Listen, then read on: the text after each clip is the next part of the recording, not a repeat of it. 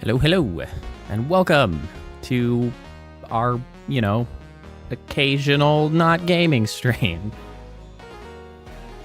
I hope everybody had a good week. Yeah, storms. Those are a thing that have been happening. Hello there. What is that? T-Lan? Tlan? Tian? Welcome, welcome. Thanks for stopping by. Yeah, well... Oh, thank you. I'm quite pleased with that intro, and it's a good one to stop by for because that intro is T-Lan? Cool. I assume that that's what you mean by the lowercase t, uppercase L, T-Lan. Yeah, because most of that intro is, of course, built from particle systems in the model. And so today we're going to be doing a little bit of particle system work, because there's a few things that I've wanted to experiment with, but I've not been sufficiently motivated to jump onto doing it in my other free time. So stream time feels like a good time to, actually get some of that work done. So part of it is because I had one of those, so this is Unity. This is not Blender. I am not very good at Blender. Most of my work is done in Unity. And I know that you can do particles in Blender, but for the purposes of like vtuber modeling and the way I know to get particle systems into, models that work, requires Unity, and I don't know if you can directly port particle systems from Blender into Unity. My understanding is you need to build them in Unity directly, and that's coming from my relatively limited knowledge in that, all of my stuff is self-taught. I use Blender very little. There might be some really simple way to move particle systems from Blender to Unity, but I do not know them. And so that's kind of where I'm at. So this is Unity up here.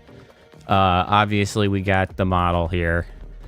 Yeah, and so I had one of those sort of random realizations. I think it might have been while I was mowing the lawn, actually, of, oh, hey, I think there might be an interesting interaction that I hadn't done. Because what I want to try to experiment with is some movement-based particle systems. So sort of leveraging emissions based on distance covered, so that I want to add some particle systems to the hands so that they can go along with, essentially go along with the sound-based audio, the audio-based particle systems, except I want to make it so that it's not directly tied to the music, but rather, like I can move the hands with the music and it will match based on my effort, not necessarily the music directly, if that makes sense. Because, for anybody who's been around, they likely know that I do have... where is it? This one? I think it's this one. Is it this one? Yeah. So I have this one, which is sort of based around the movement, right? This isn't quite what I want, though, because it's sort of limited in its speed that it can move, right? So if I'm doing something like a fast song, moving my hands quickly can only move it so fast, because that's based around a gravity well that I move around, and then it makes all of the particles follow it. Well, actually, there's two of them, but it makes them follow it around. And that's all well and good. It's a good system that I like. However, it's only really viable for some, like, music. It essentially has to be a slower sort of thing to move around and be relevant and meaningful, right? So I need something that's a little snappier, that goes along with the audio receptive audio responsive stuff.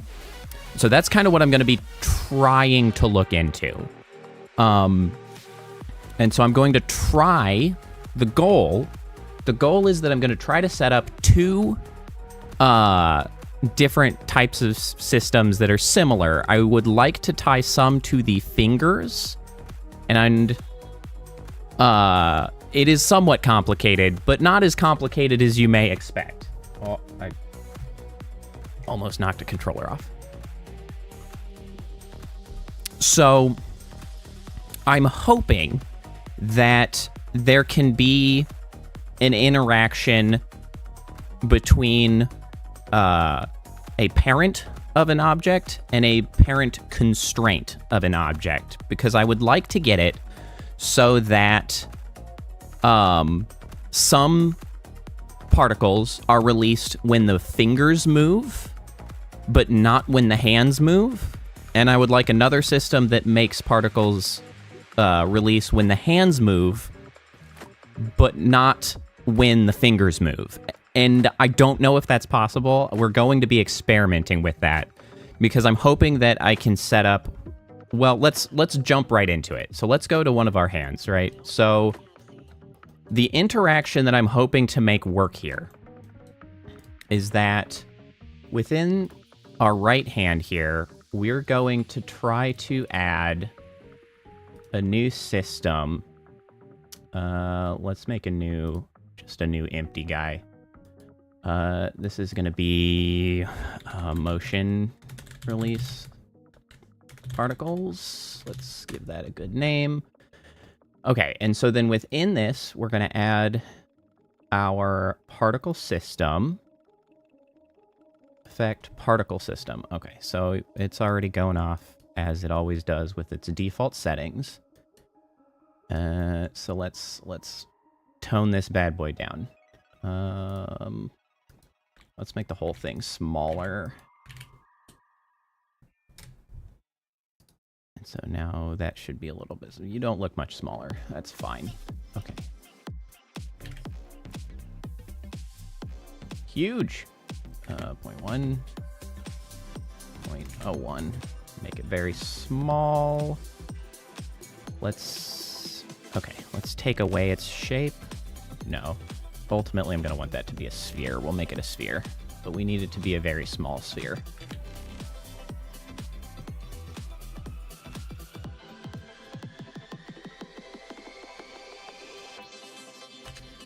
Okay. So we have our very small sphere. Let's move this closer to the orb in the hand. Okay. So this is just currently... Hey, Captain Mariachi. Uncut. That might have been part of your name last time you stopped by. It is good to see you, but the addition of uncut at the end amuses me. It implies a director's cut somewhere. It's like your evil brother, cousin, nephew, niece. I don't know. Captain Mariachi, director's cut. Okay. So this has our emissions based on just over time. We can do like 2 per second, but that's not actually what we want. What we want is... So I'm going to make that much smaller. What we want this to do is to release over distance. So let's say 100 over distance. And so... yeah, that works. However, I believe if we make the simulation space local, if we move it directly, it works. However, if we move the parent, I'm going to have to add a particle system to this, and then turn off the renderer. Let's open our editor. Now I'm going to have to juggle all of my screens here. Okay, so the goal here is that when we move this guy... Okay, when we move that, it releases... Hold on, I think we're going to have to go and actually run. Because we want it to not release if the hand moves. And I think by setting it to local, that should do that. So, like, here we have the hand. No, that also releases. Because I want the... Interesting. Well, we find ourselves with our first challenge.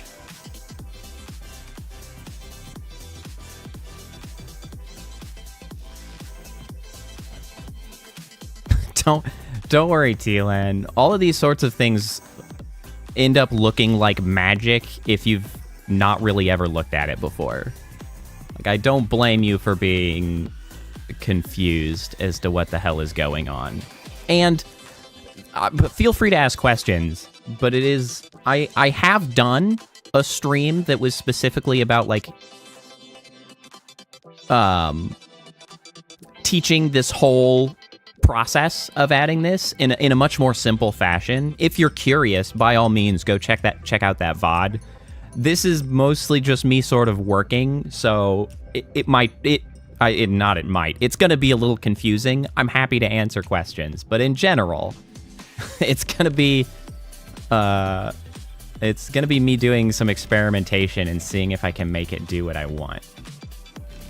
Because this is interesting to me, because when I was doing that, specifically teaching, remember, I was trying to do the halo, and I had issues getting it to emit over distance when the head was moving around, because it was like set to local simulation space or something, and it wasn't releasing like I would have expected in that case. But now I feel like I'm getting the opposite experience, where despite it being set to local, it's still emitting based on global position.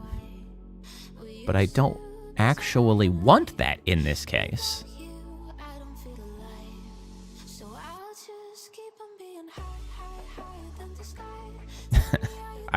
That's fair.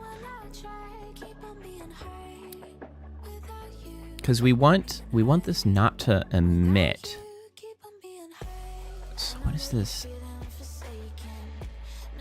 Because my original thinking was that I could set this up as a local, and so it wouldn't emit when its local position was moving. And instead, it would then relate to its parent constraint as that moved.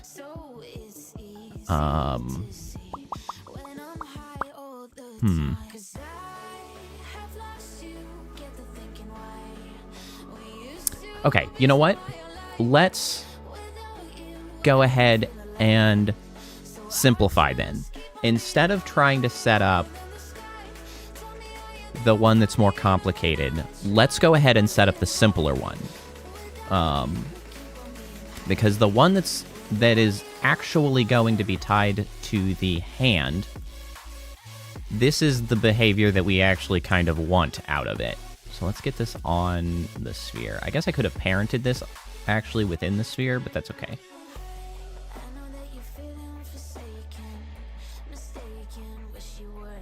Well, actually, maybe that's why. If I were to parent this in that sphere... So there's the hand sphere. Do I get a different result if I parent this within the sphere itself? And so then... Because then the sphere isn't moving. The hand is. Okay, so if we move the hand, is that a far enough removed parent to make this... Nope. That will also emit. And it is still simulating in relation to the hand. It's staying local, so it's not drifting off.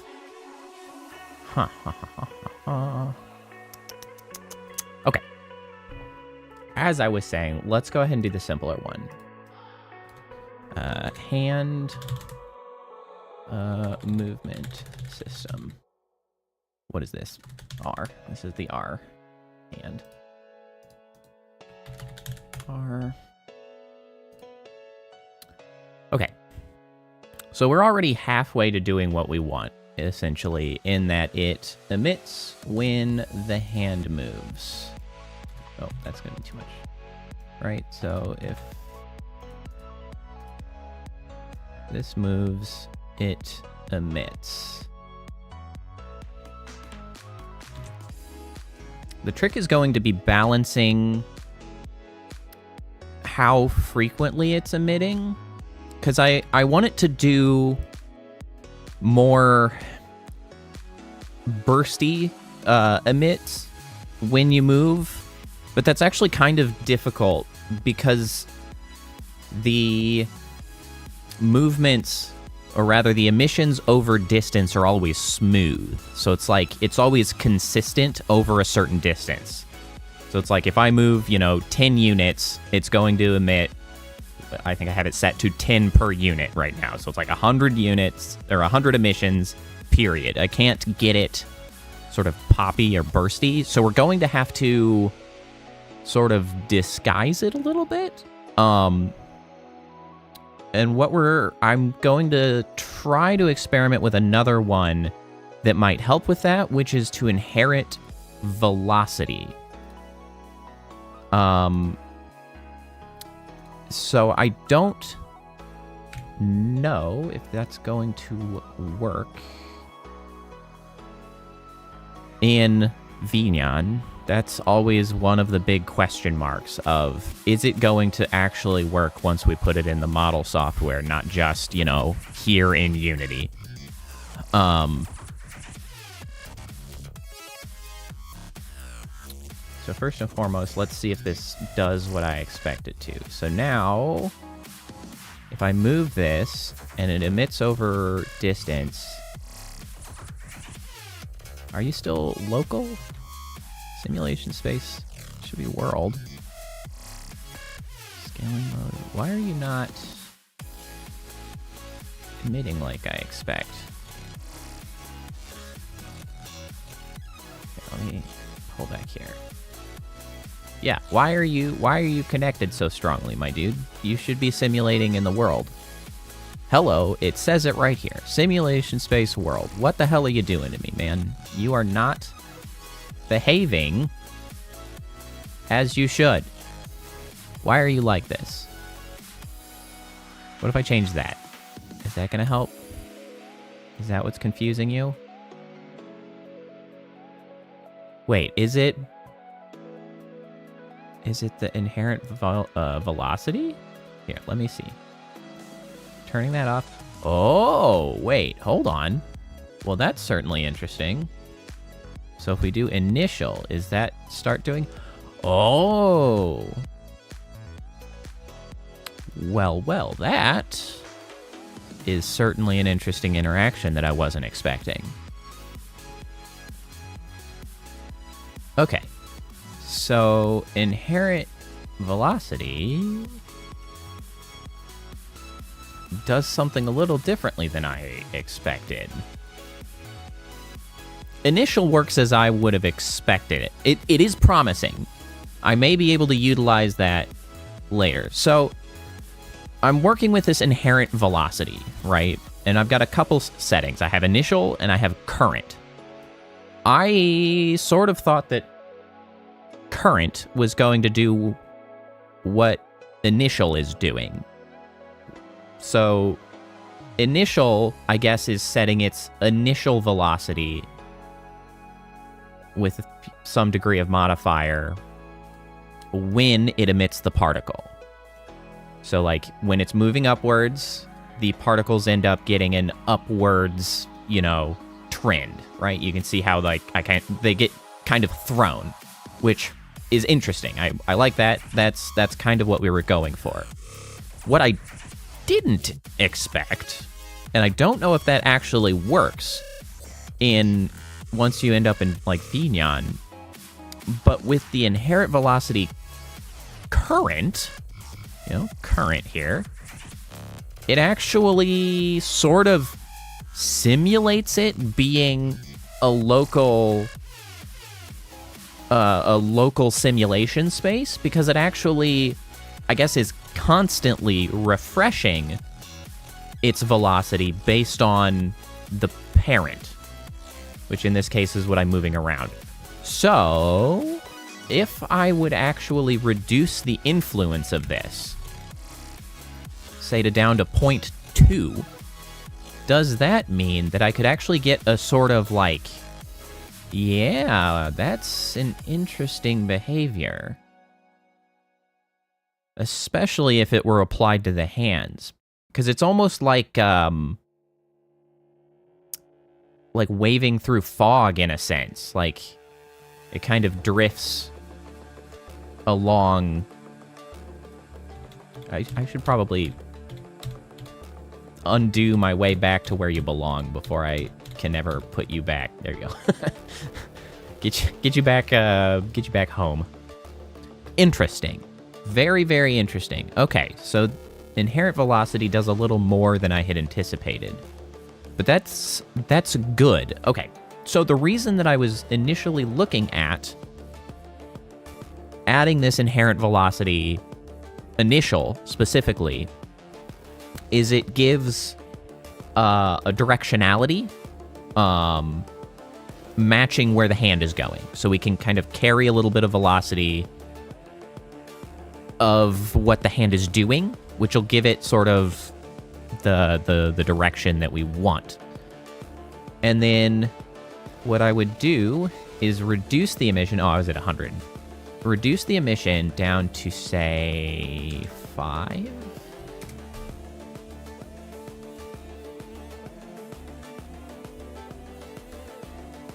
Which requires us to move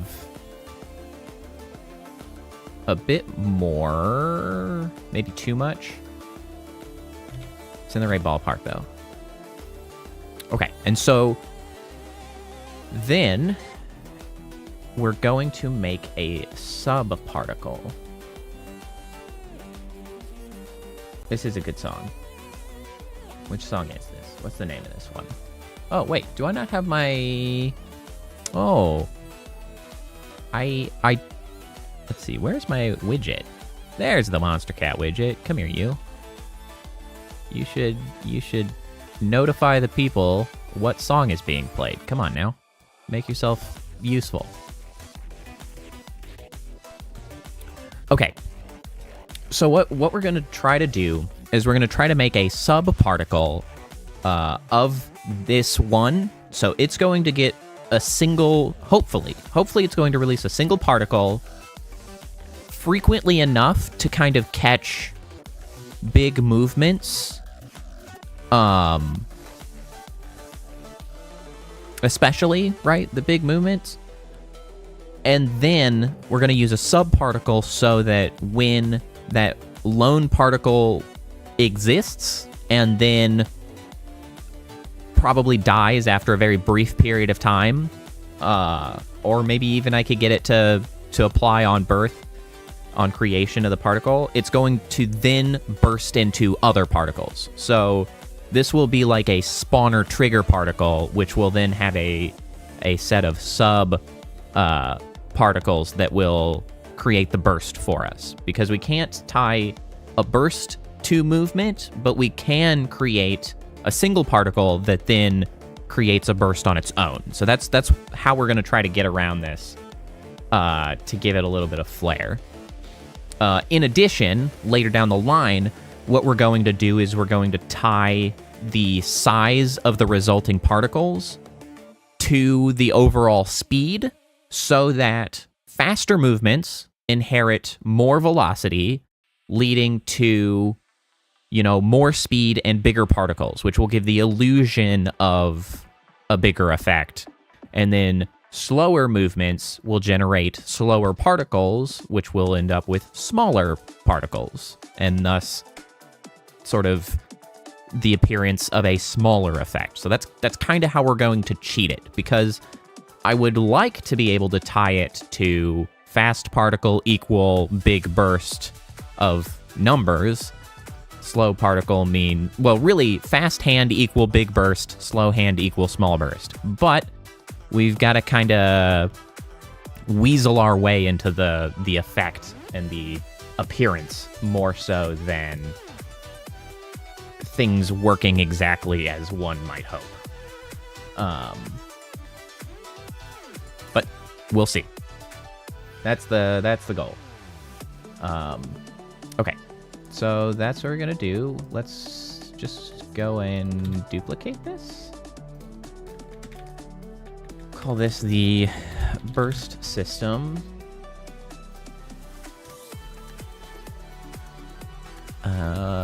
You know, and actually we might be able to get away with not making that other one a sphere, since it's going to be an invisible particle that we can't really see. What really matters is this subsystem here, which now is also set up as a sphere, which that kind of works out. So then we need to make this one. We need a sub-emitter. So on birth, let's try it on birth. Let's see if we can get away with that. We add the following sub-emitters are not to, oh, I meant to make it. So there you go. Now it is. Now you have nothing to complain about. What can we inherit? Nothing, everything, color. Yeah, we'll take the color. We will, I think that's all we want, actually. Everything else we want to set independently. I don't know how effectively the inherent velocity will work. I'm not sure where it will get its velocity from, but we'll see.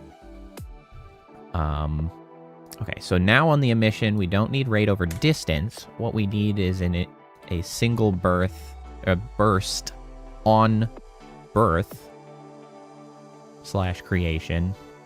I think it's weird that they call it birth. It's creation, but you know, whatever. That's the term that's used in here. I'm not crazy. It says it right here. Birth. Okay, so we want a single burst of a random count between, let's try 20 and 30, one cycle, probability of 1. And then let's remove the material of this one so that it is, nope, that won't make it invisible. I need something else to make that happen. Where is my transparent material? There it is. Transparent.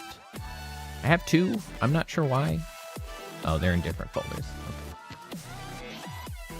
Yeah, okay. So now this should be transparent. It should create the subparticle. Let's see if it does the thing as we expect. So, what, sir? Who the hell are you? Oh, it was a particle system that got generated at some point. I was like, what is this guy doing out here? It's fine. I had just selected that at some point. Just stop. You're confusing me. Don't do that. I don't appreciate that nonsense. Okay. So now we move this. Move the hand. All right, well, suddenly now that is not resulting in what we expect. Oh, right. I can't do it that way. I have to move the particle system itself. Whoa, hold on. I saw one. Yeah. Hey. Okay, well, if nothing else, that's kind of fun that I can just, like, throw particles at, like, at the camera. That's certainly something I can do. Why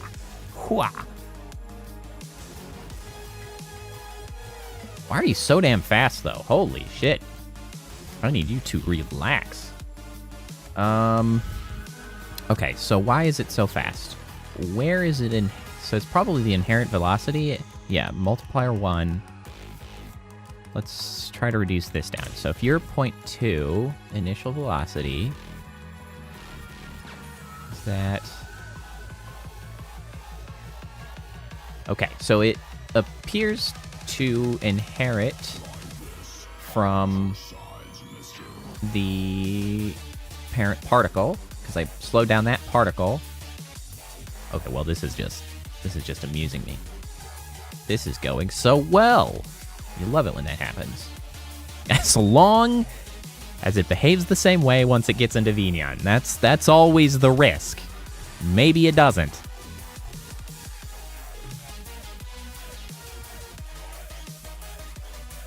Okay, so if we make this current and this initial, what sort of behavior does that result in?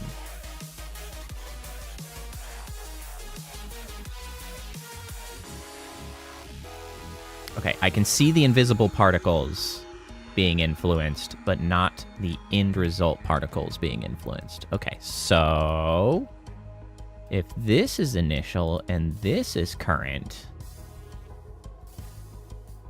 do we end up with the same result-ish? Whoa, oh. Okay, that's... Hold on. That's not what I meant to move here. Move this. Yes, okay. Okay, that's kind of what I thought was going to happen. That's okay, actually, though. I can work with that. I don't necessarily need to use the current, but now we at least know how it works. Let's move the whole hand. Yes. Okay. So it follows all the way down. And now if we take this and we yank it back onto screen, and we make this current, but say 0.5. Wait. We move the hand. Wow. Not you. You. Yeah, okay. Okay, so it doesn't inherit the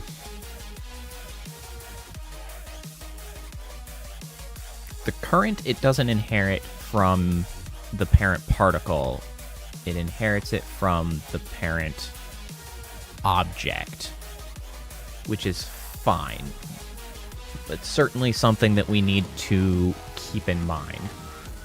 So I believe I've tried to utilize that before, and it's disappointed me because I wanted I wanted a particle to move erratically, and then I wanted a sub-emitter to move along with it, and they don't do that. That's okay. That's not what we're trying to do here, so it's fine. Because all we really want here is just the initial velocity to come into play.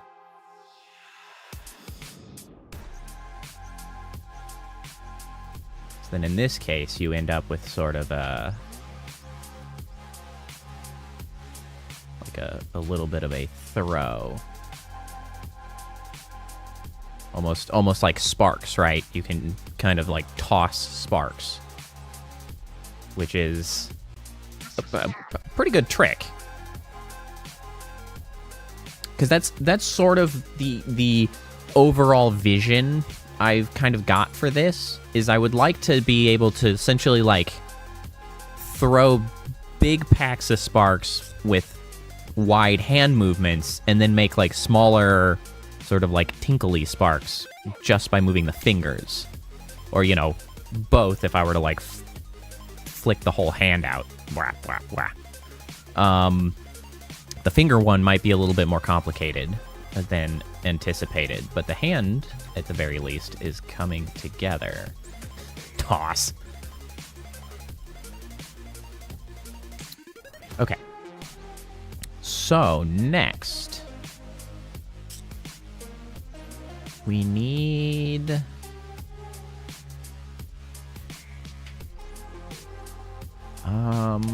we need to add some variance into this.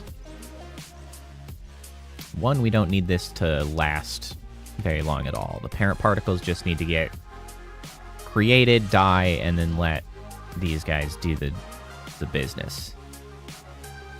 Why does the thumb look so long? Where? In Unity itself? Is that what you're talking about? Well, it's a big part of it is the way the thumb connects. Because it took me a lot of fiddling, actually. Because you also... Why it looks weird is you'll notice that the thumb in Unity is like... is like flat. It's like if you flatten out the hand. But when it actually gets into running, you'll notice that it's like... Yeah, it's at an entirely different angle. Like, the whole thumb is rotated more towards the palm once it actually gets running in vtuber. It moves it, because like if you're exactly palm up, you can see like you are looking right on edge of the thumb. Whereas if you were to look at the palm here, it's almost the flat. Like it's wildly off. I assure you that difference took me a huge amount of fiddling to get it settled when I was first creating these hands. They were such a pain in my ass because they're so far off of how they actually functioned. I had to also identify like where the hinge essentially is. Like it's annoying. It was very annoying. I had to do a bunch of fiddling, but I got there in the end. Okay. So then, there's a couple other effects that we need to add. We need to limit the velocity over the lifetime. So that's so it slows down. We need to add drag. We'll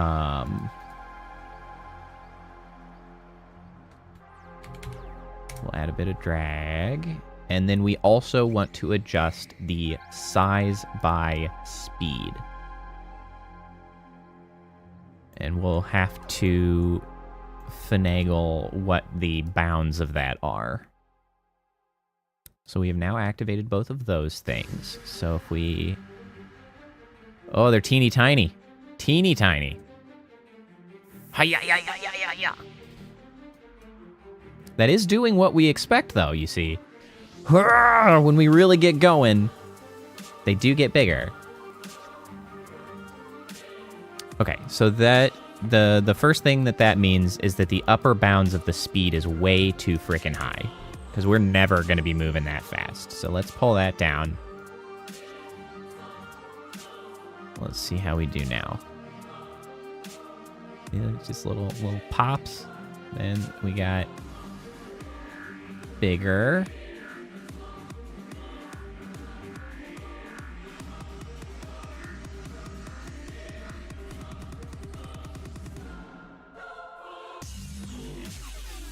Okay, one thing I do notice now also, we need to bring in more initial velocity,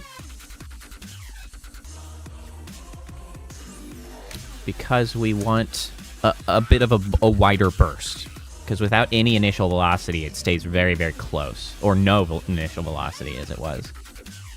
So this still needs to go down further.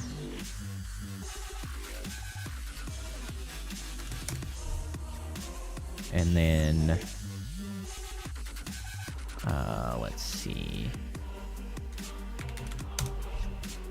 We'll dampen by 0.5. And see how that behaves with the drag.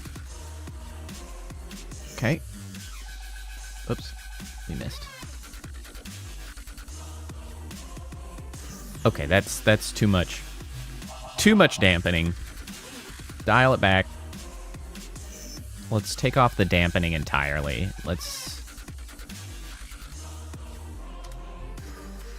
just see how the drag does. Keep it to the drag alone.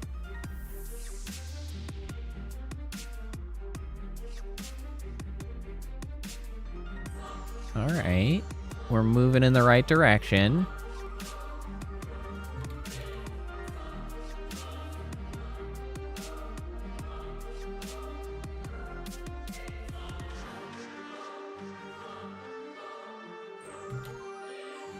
Okay, I do think we need to adjust the rate over distance a little bit. Let's see if random between two constants will give us a better result. I don't know. It's not quite right.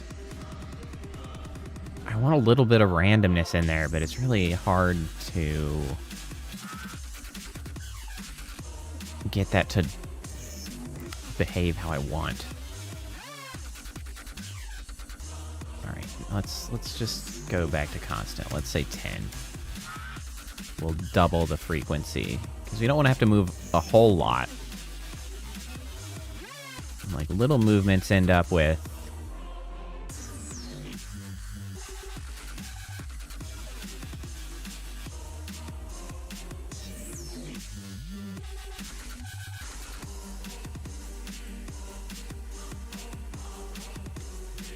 okay, so the results are certainly sort of in the ballpark of interesting. Let me see here.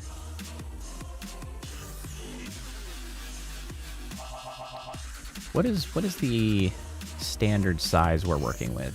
Pretty big.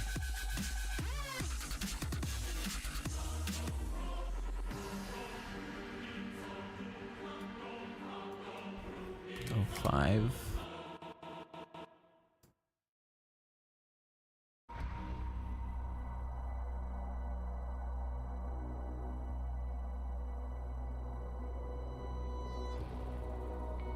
I need a little bit of variance to the drag, I think.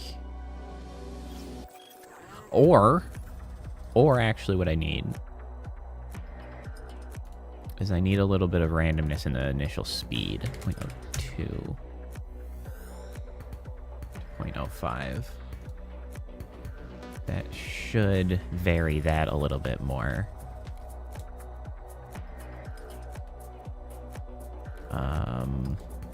I could add a little bit of variance to the drag as well.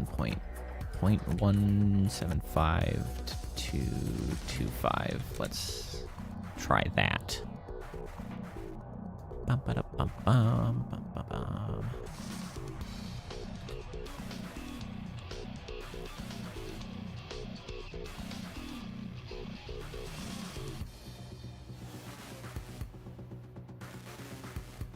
Is that too much drag when we're moving slow?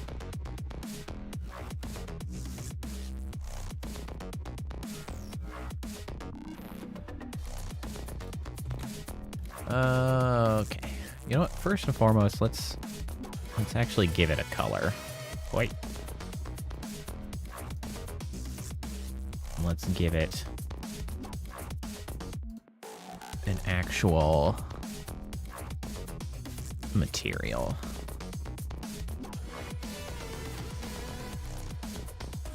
Okay, what do we got? What's gonna work nicely for this? Something sparks. We got a variety of things that are spark-like.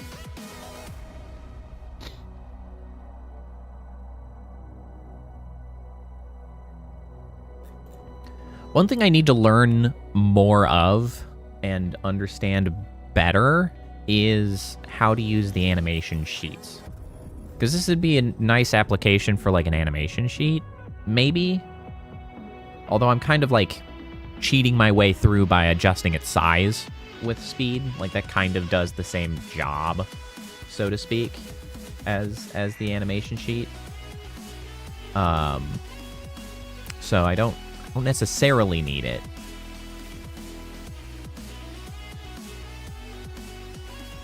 But overall, I do need to figure out animation sheets. Because I think another thing you can do with the animation sheets is, one, it'd run through the animation over its lifetime, but it would also be nice to be able to pick something from an animation sheet at random. So it doesn't all have to look like the same particle. They could pick various things to have a little bit more of a mix. The alternative would be to make multiple particle systems with multiple materials that are essentially set up the same so that some of them are one way and some of them are another way. That's another way to get around it, but it's kind of my clumsy way that I would do it. I mean, I kind of like these just cross, star, spark, glint, glow, whatever you want to call it. That might be a good one.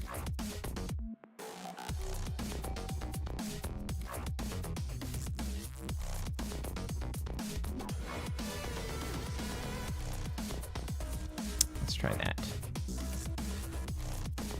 Has this successfully inherited the color? Yes, it has. What? I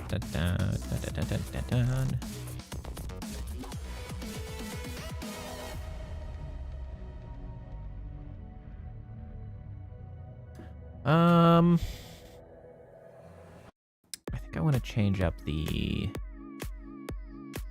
drag a little bit. Let's see, I might make this random between two curves instead.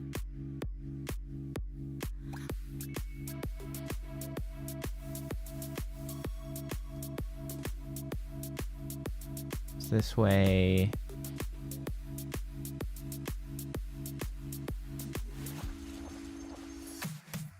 we can give it a little bit longer life, potentially.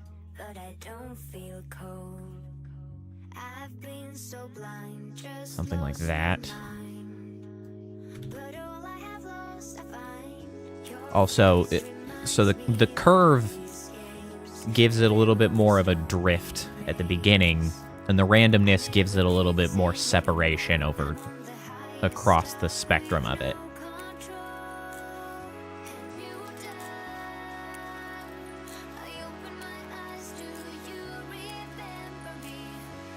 I think I'd like to open that up a little bit further still.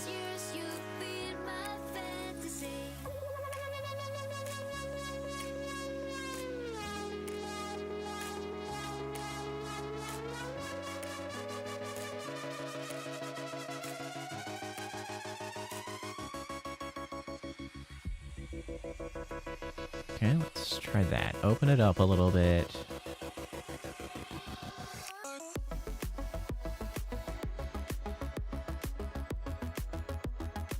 Okay, all right. Now we're getting somewhere. Okay, I do think I want to add a speed cap, however. So I don't want some of them to go flying too crazily if they inherit some absurd amount of velocity. So let's give speed 0.04. We want to dampen that by 0.5.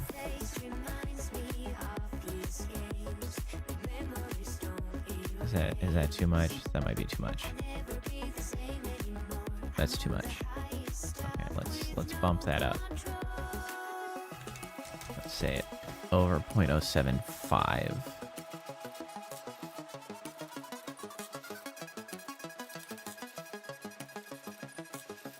Okay, yeah, I think that's helping to scrub sort of any insane speeds, keeping them a little bit more reasonable.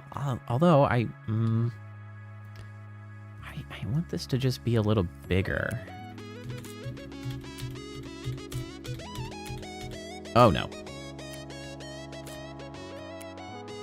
You ended up not where I wanted you. That's fine. Okay. So maybe we just need to start the initial shape. Let that be a little bit bigger. Initial speed. Maybe make that a little higher.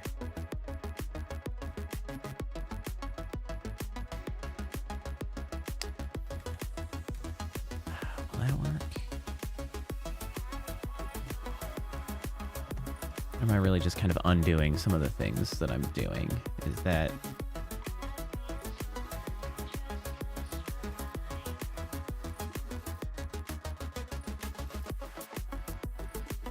Okay, that's a little better.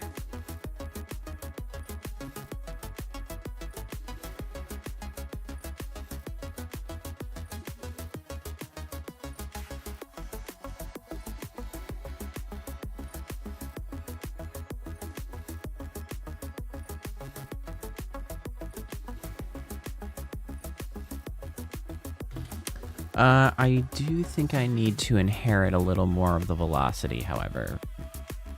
Simply because I feel like too many of these are ending up going backwards at this point. We don't want them to just not feel like they're taking on the momentum properly.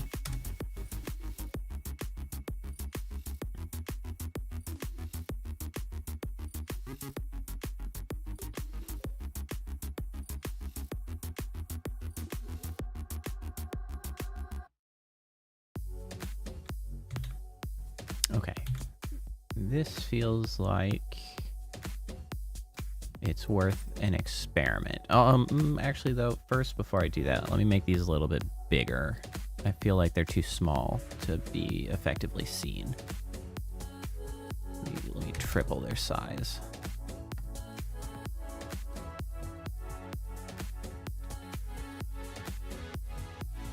Oh, you know what? And let's do some minor adjustments. We'll give it a start rotation.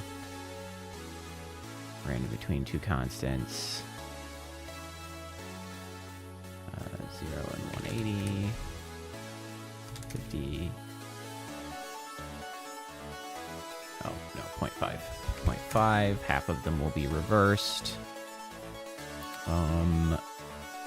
Rotation over lifetime. Random between two constants. 45, 45. Whoops. Take a quick look at how that's resulted.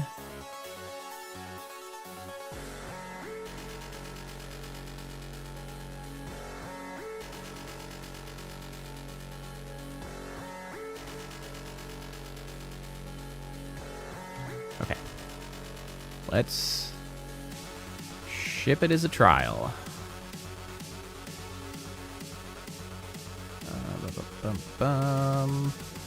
Experiments.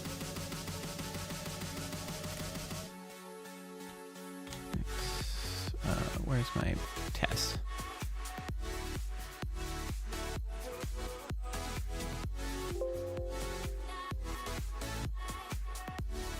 Okay.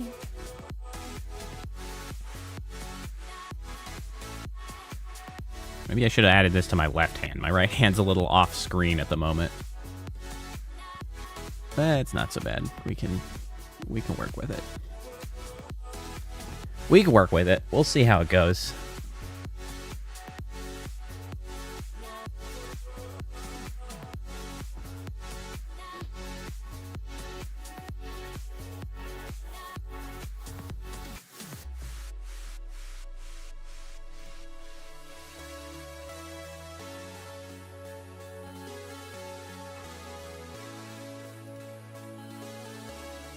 Interestingly, today on Twitter, I have found myself in one of the most effective like networking threads I've ever seen.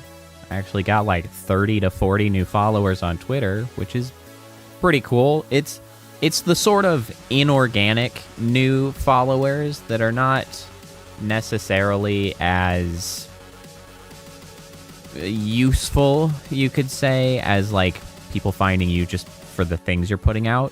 But I don't really put things out on Twitter. It's not really my jam. So in my view, any of them is simply an opportunity for somebody to care enough to like check more of the profile and end up on the freaking YouTube channel, you know? So can't hurt.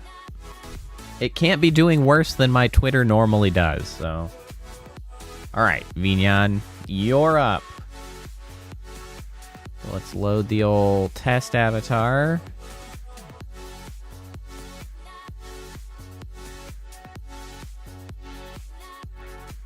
Assume, yeah, hair will disappear. All right.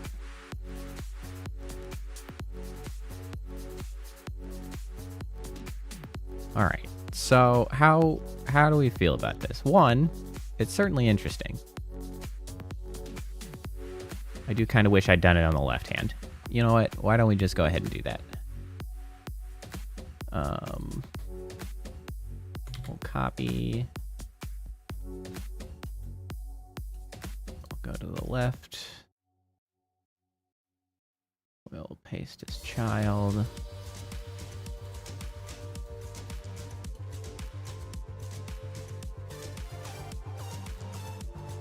We'll rename you to L.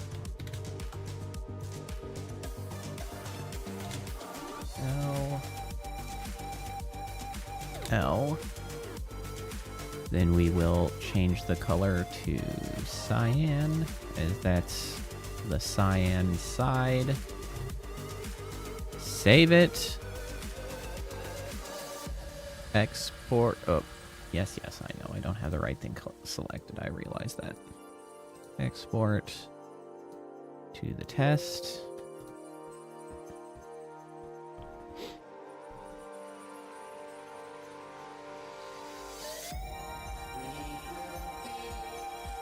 All right, so at least initially from what I saw, it might be inheriting too much velocity. Maybe not. I'm just looking at it at the very bottom of my screen. I do think maybe it was going off too frequently. Although I'm not totally sure if I can actually fix the fact that wide motions end up with a couple bursts going on.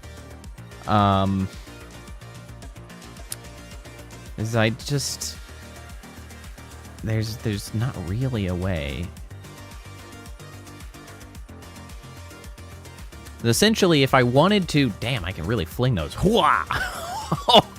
Okay, hold on. Turns out I can move my hand real damn fast. I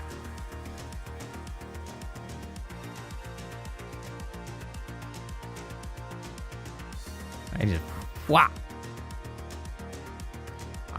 I could give them some degree of gravity, which would make them, you know, float down, which could be amusing. All right, let's load the new test, which will have the left hand going as well. Whoa!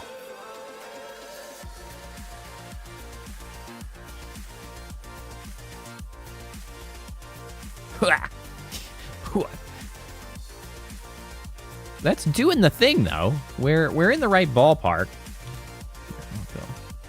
So this was something that I recognized that was going to be a potential risk no matter what.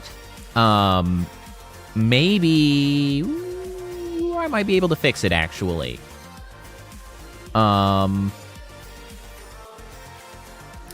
the problem comes when...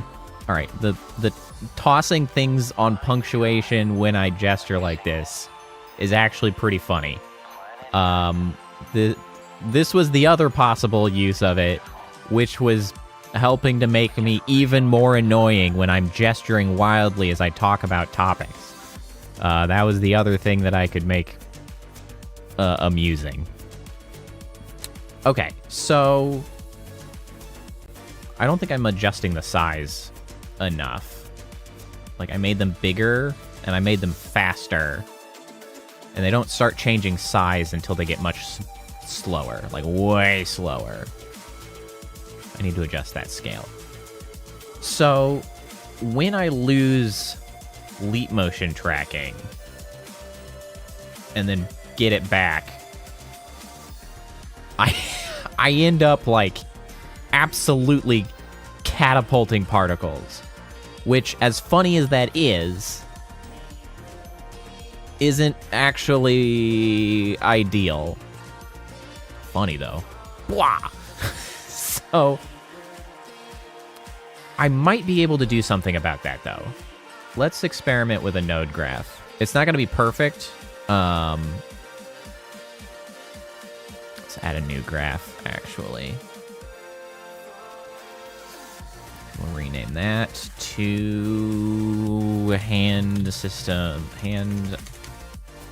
particle controls. Rename. Okay, because there are nodes around leap motion tracking. Leap motion status. Ooh, they're separated by hand? Okay. Duplicate. Right. Okay, hold on. Okay, this is good, actually. We can really do something with this. I'll have to add the triggers for this. Which will be a little bit more complicated. But let's see here. Duplicate. We can do this really, really, really simply for now. Lost. Left detected, left lost. And what was the name of this? Motion release particles are. Yoink. So we want to control the... Oh yeah, there's visible. Object visit. Oh, search. I love you so much. This is fantastic. Okay, so object visible, duplicate, object invisible, lost. So that, yeah, that works. And then I get it away. Well, I don't think that's actually... working. Hand left. That's the left hand. Oh, well, it would help if I set these to the correct particle system. Oh. Hey, all right. Right now, it, of course, is killing the particles because I don't have a trigger. It's actually adjusting the visibility. But this is very good. Because we can just, on loss, we don't throw any extras. On detection, it reactivates. And it looks like it actually times it appropriately so that it doesn't throw them on appearance like the right hand is going to do, right? So, oh, it's confused because I turned off the visibility of the right ones accidentally because I named it the wrong one. Okay, cool. This is extremely helpful because that is one of the issues with making things on the hands that are distance-based. As soon as you end up losing leap motion, you just launch things just all over the place. It's just wildly out of control. Okay, so that's a little experiment there that we now know that we can do something about this. So what are the, hold on, let me load again. I don't know if it's gonna fix that visibility or not. Yes, okay. So, as far as the hands are concerned, how are these doing? One, I probably should turn on collision detection. That's going to, of course, add more drag on the processing.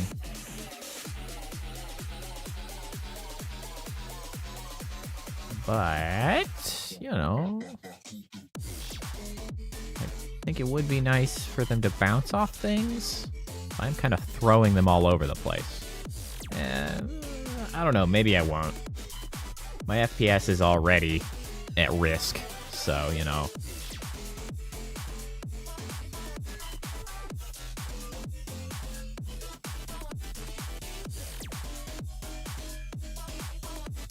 Okay, but specifically, what issues are we having? One, I think I need to adjust our...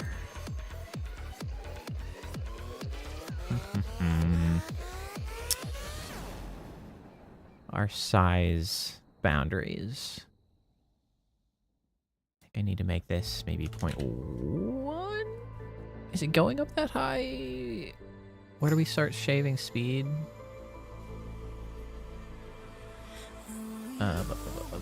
Where's our limit velocity? We're not shaving speed. Ah. I mean, we could do, if it's over 0.1, dampen by 0.5. And then we make 0.1 the bound. As far as max size, it should shave off any excess speed pretty quick. How is this inherit going? Does that feel like the right amount of velocity to inherit? It's not bad. I do a little bit, like, I do a pretty good fling. Just like, wah. Wah. Wah. Wah.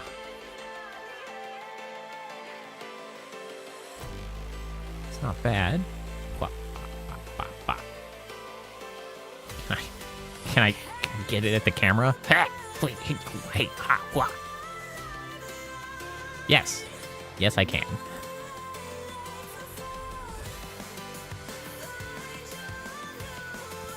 But you know, it's not bad. It's working. Part of the issue is that there's almost like micro movements. I can't actually be perfectly still, which continues to sort of build up, you know, distance traveled to trigger the particles.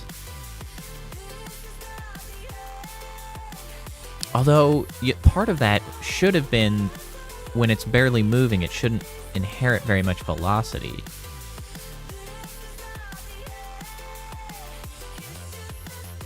Maybe I need to readjust some of the speeds that I'm using.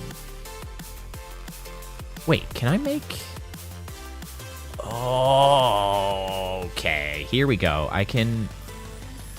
inherit random between... Oh, shoot. That won't work. Okay, hold on. That's not where we need to do that. Okay, so this needs to be constant.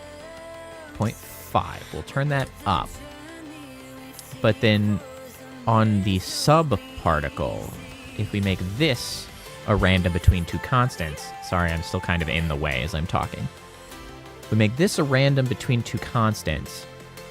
See, now we can make this something like 0.5 to 0.8, maybe. And then we don't need the start speed. So we want... I mean, maybe we can keep it in just a little bit to add some further variance. And we could just make it a constant of like 0.01. 0.01. But then maybe we just make the size of the sphere a little bit bigger. 2.5. Right, so now... shoot, which one was I just working on, actually?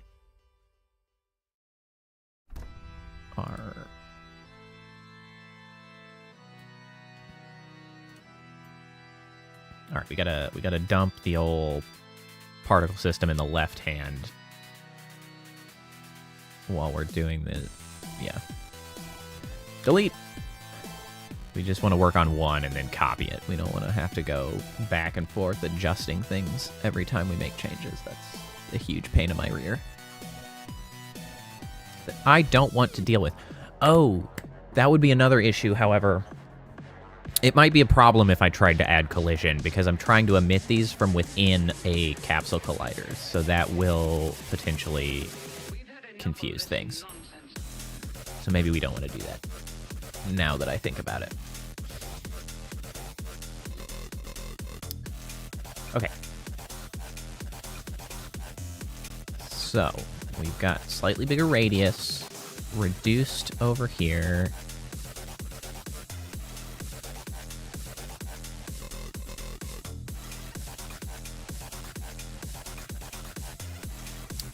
I don't know how this is going to affect the overall speed, honestly.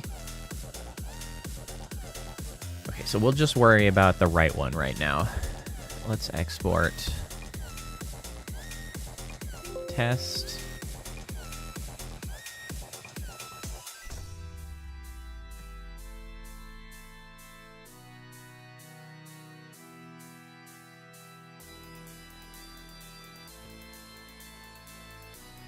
Damn. This is like one of my most liked tweets on that support thread. Remarkable.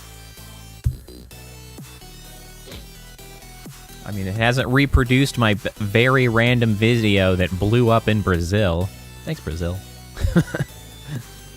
Way to go. But, you know,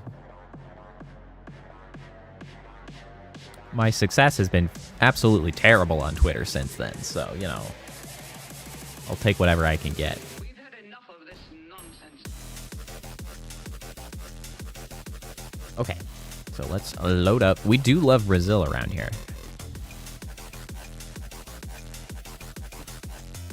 Okay. Okay, so in this one, though, we don't have the left, but we do have the right.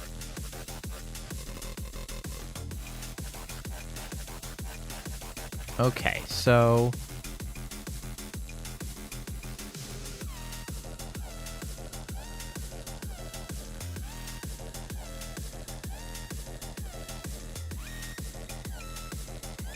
It's interesting that we can't seem to...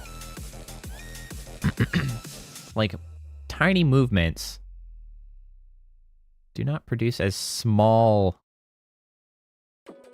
a spark as I would expect. It's not bad. I think we're doing a little better in this way to keep noticeability down. Excuse me.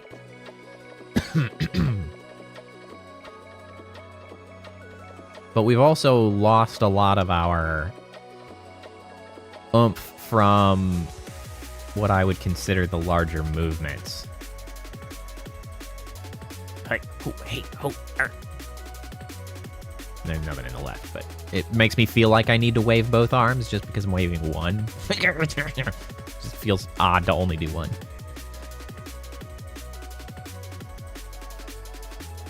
Yeah, so I really do need that initial velocity bump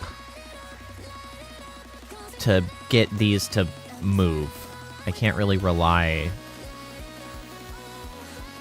entirely on the inherent velocity.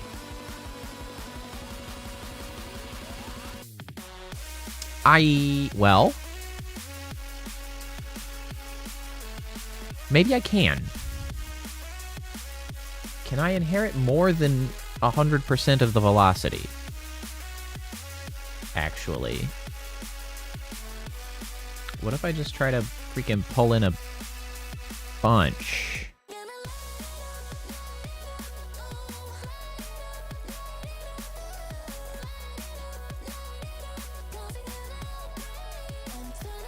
So that will keep the small movements ideally small. Get out of the way again.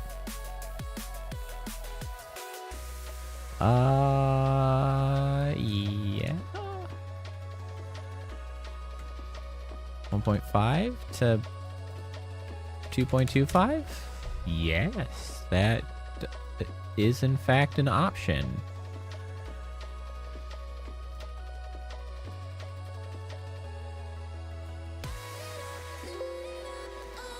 It's going to keep the clusters relatively tight still, though. I just need to make the sphere bigger so when it's produced, it's just further away from the heart of the hand, essentially. We'll see.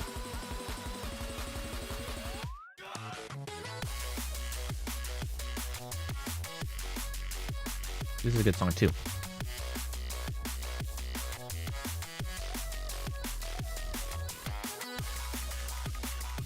You know, interestingly, I can see it up there in the widget. This is one of like the Rocket League songs. I noticed that some of the songs that were like Monster Cat X, you know,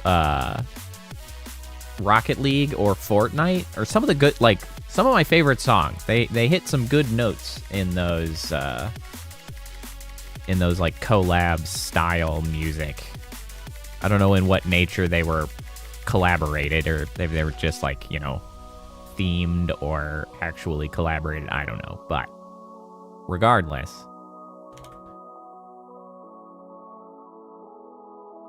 okay, so yeah, they're still really like tight bundles of when Elite Motion loses it, man, they really go off. I need these to be much bigger.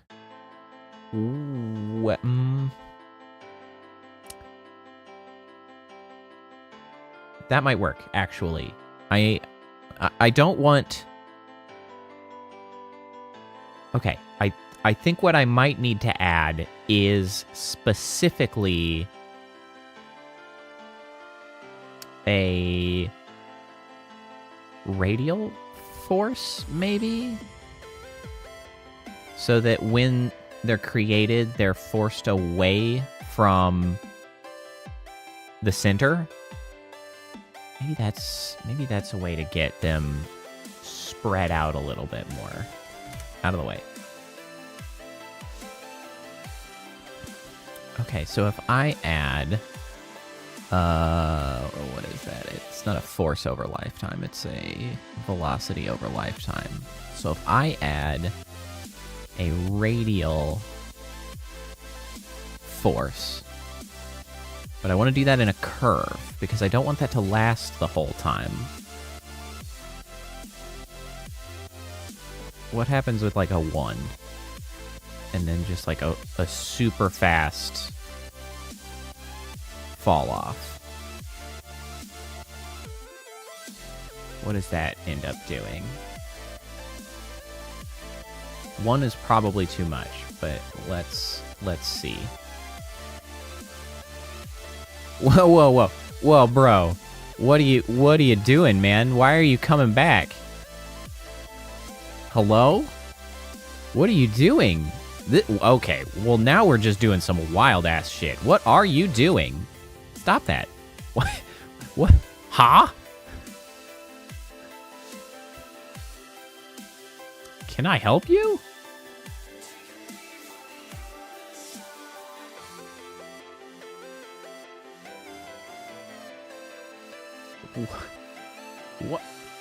What? Radial is... Check them out from the center. Yes. That's what I thought. What if I make it space world? Is that what I want?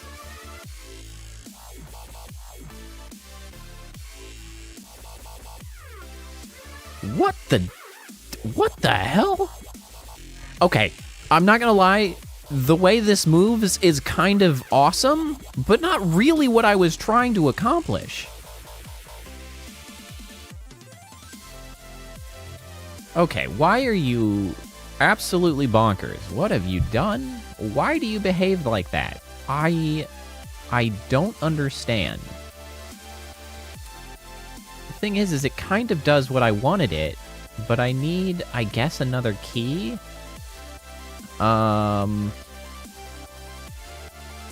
At time 0.1 and a value of 0?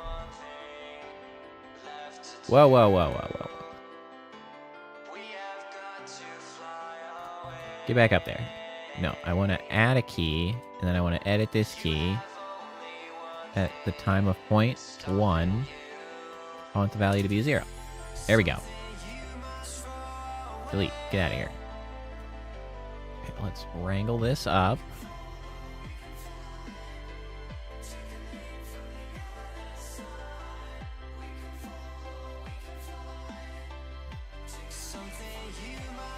Straighten.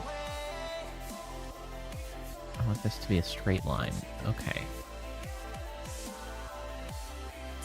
And now again, we move this, and you do wild ass shit. Why do you... What? How? Why?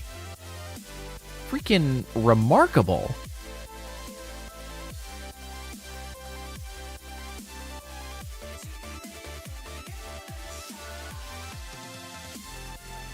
I don't understand why it's doing that. What could possibly cause you to do this? Why do you get pulled back in?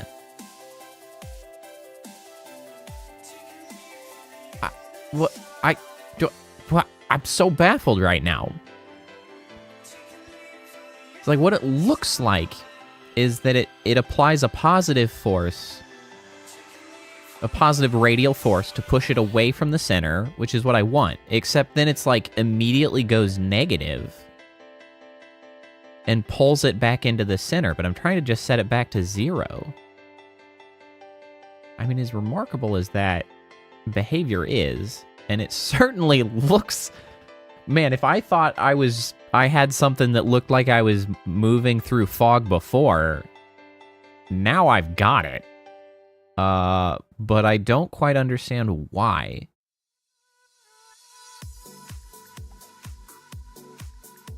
Why does it come back in?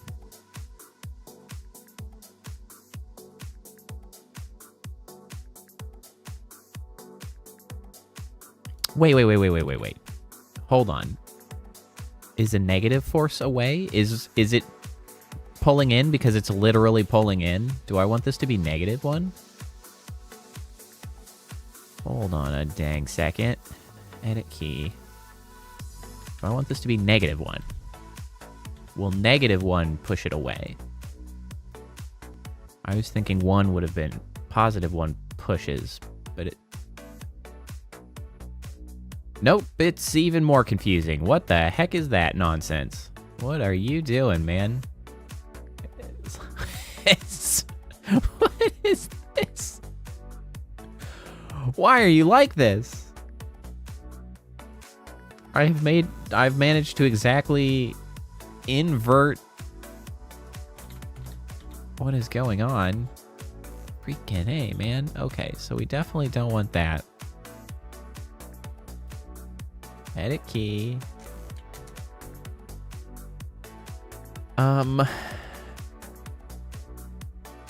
Can we make this smaller? Will that help? I don't know why it would. We can hope.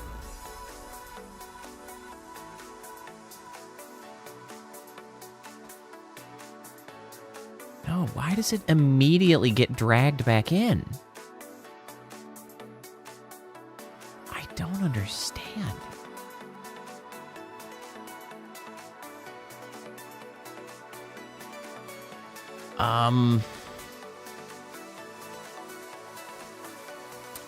Okay, well, what if I just reduce the amount of force being applied? Maybe it's related to the drag or something. Maybe it's a weird interaction there. What about that? What if I turn it down a little bit? It's a little better, but I still don't quite understand why it gets dragged back in.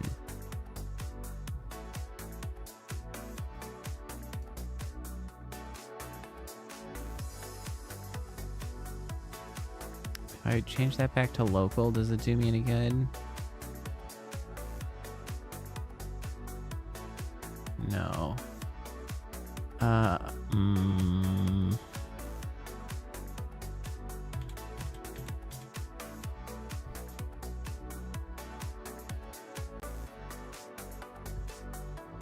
Okay, so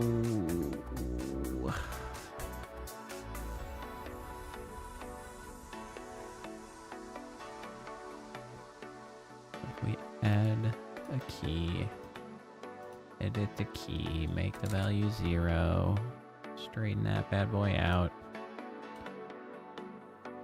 Flat. Excellent.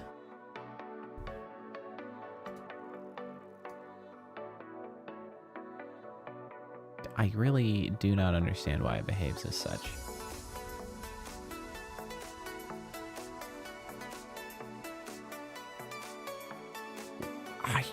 Okay.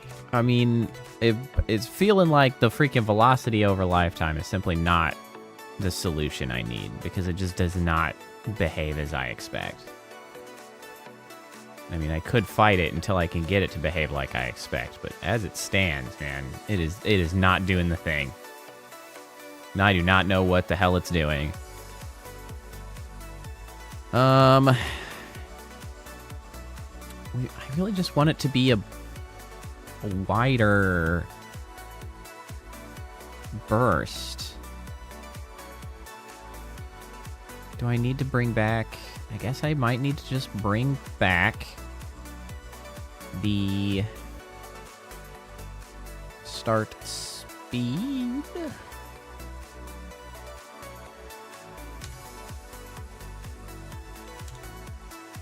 And then maintain the limit velocity over lifetime to dampen too much excess speed.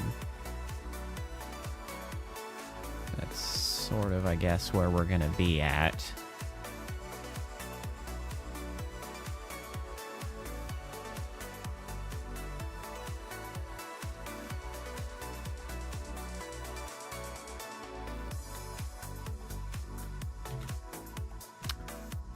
Maybe we let that go a little higher.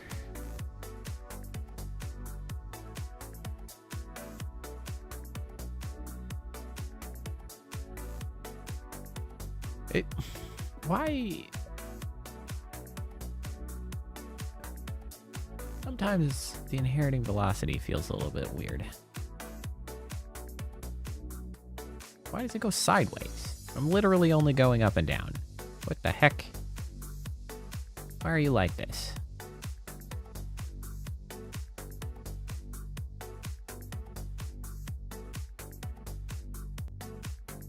Oh, wait. Hold on. You. That might be part of it. That's confusing things. Aha! Yes. Okay.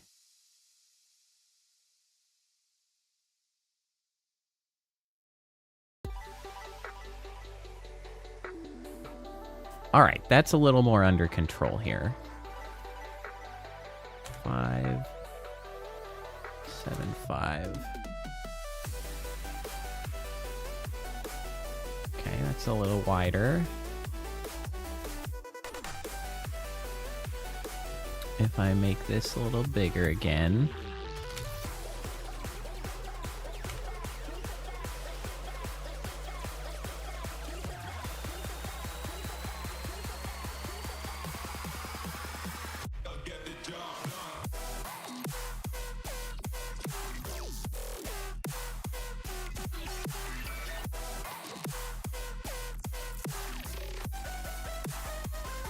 Okay, that's a little better.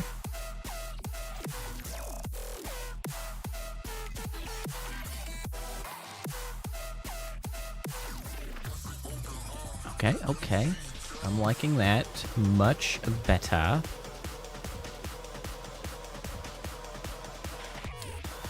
Also unrelated, apropos of nothing.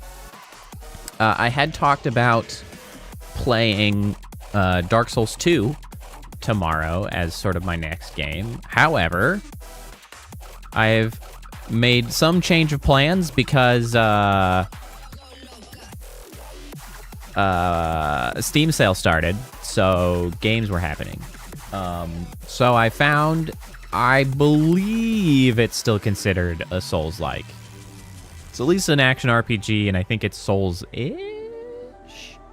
But I picked up Stranger of Paradise, which is a Final Fantasy game which is like a Final Fantasy side thing in a different sort of style, which I think is a little bit closer to a Dark Souls-ish, like a Souls-like style from Final Fantasy. It's a little bit niche. I think it's sort of like mostly positively regarded. But I guess the storyline of it, I guess, is like retelling literally the first Final Fantasy, because its subtitle is like the something about the beginning. I don't remember exactly. Hold on. What? Oh, there it is. Final Fantasy Origin. That's what it is. Thanks, Steam.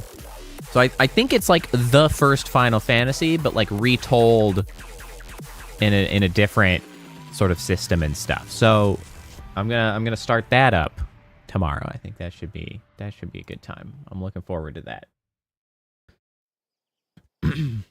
Okay.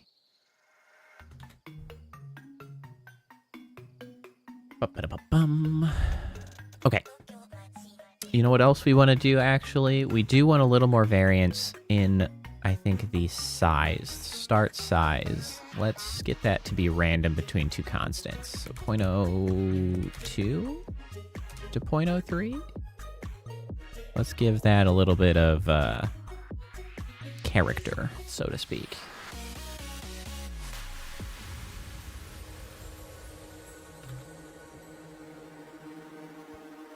Let's ship it on out to the old test avatar.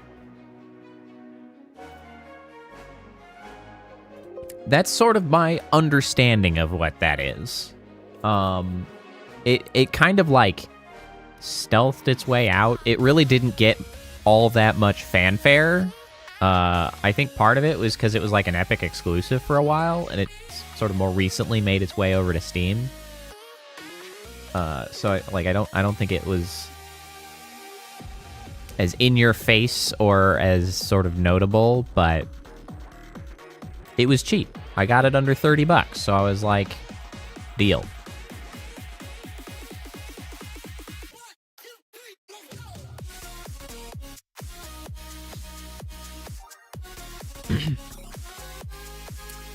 All right, so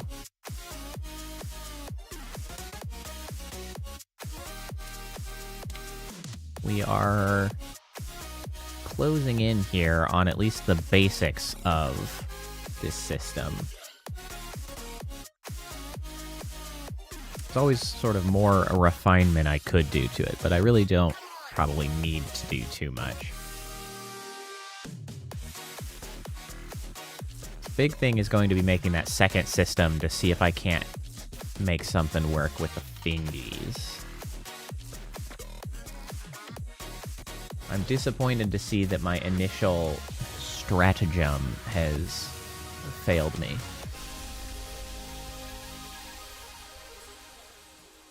I'm more confused as to why it felt like it behaved differently when I was working on the Halo. Maybe it was because I had the particles rotating, and so the system wasn't moving, but the particle was. That's the difference. That's what I was trying to do.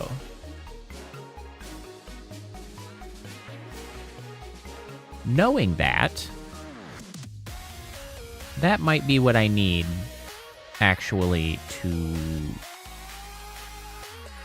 get it to do what I expect, maybe? I might be able to work with that. All right, so how's this?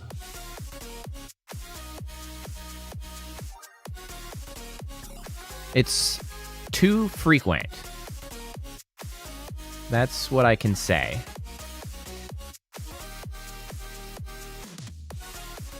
Yeah, we're emitting far too frequently because I wanted to like.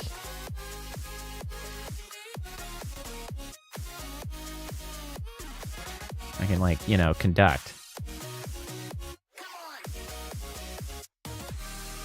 Although, actually, it's on each stroke of conducting, essentially, at the moment now.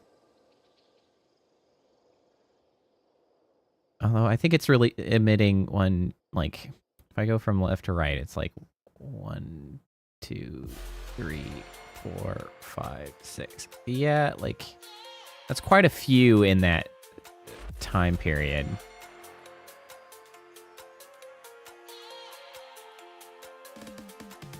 I think I wanted to emit a little less than that. Less frequent, ever so slightly. Maybe I just go back exactly to the 5 that I had it set at earlier instead of the 10. I upped it, but I don't think I actually like the upped. Instead, maybe we bump up the number in the burst itself. I just want consistent, well, less consistent, I guess. Less frequent.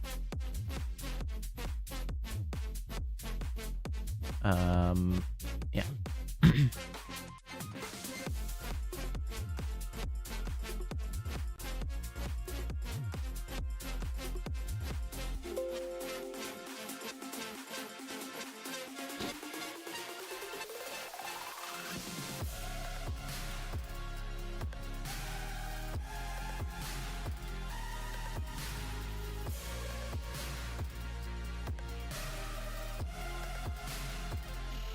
I might actually have to open up my own stream to go and sort of reconfirm. I'm in the way again. Reconfirm what I was doing with that halo when I was getting it to fail to emit over time.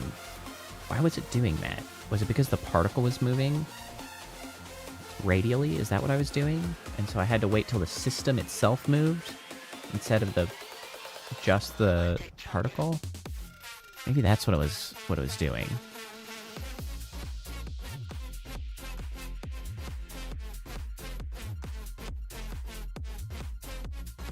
But how can I leverage that to actually make it do that on purpose?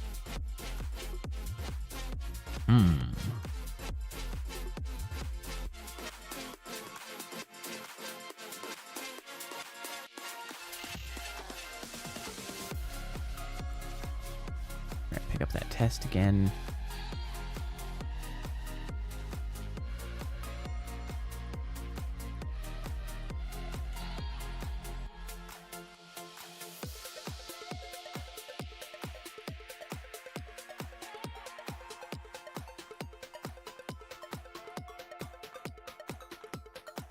I almost feel like this is actually just about twice as frequently as I want it.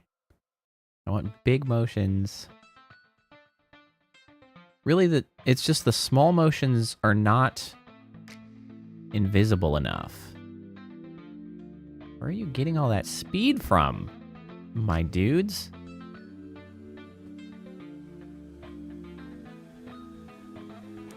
It's why it feels like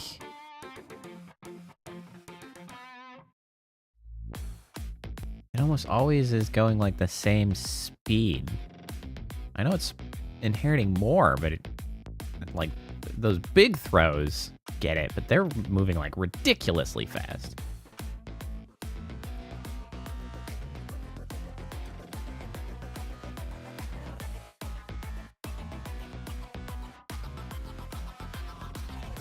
Smooth it out a little bit. Less noticeable small movements, more noticeable big movements.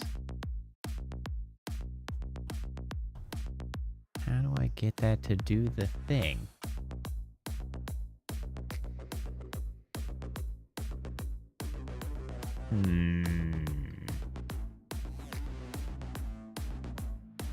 Why are you like this? Because I can move it really slow. If I'm very consciously going super slow. Am I just shaving off too much speed? Is that it? Maybe that's it. Maybe that is my issue.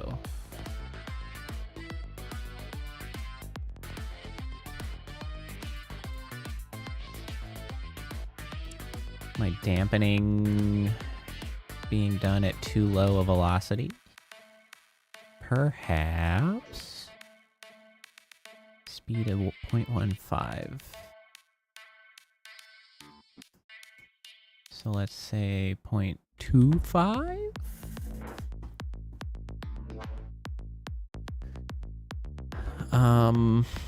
What happens if I multiply this by velocity, actually? I don't know. I don't know what that's going to do.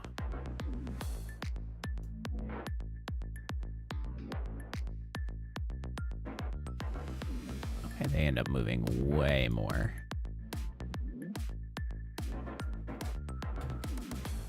Okay, we definitely can't have that.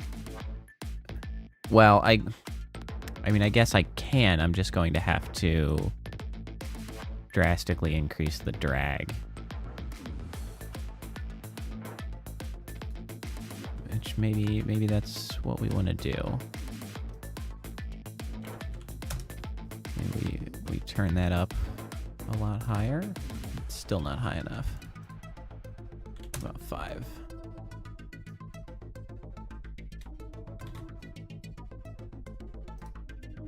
$100? Okay, that's better. A little too much. Let's try 70.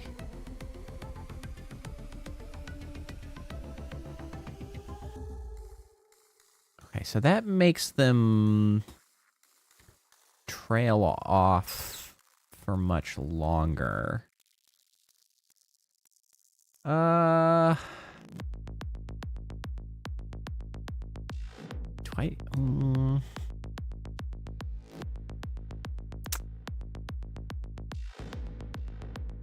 don't know if I like that. Well, I think I do. But I need to adjust it up.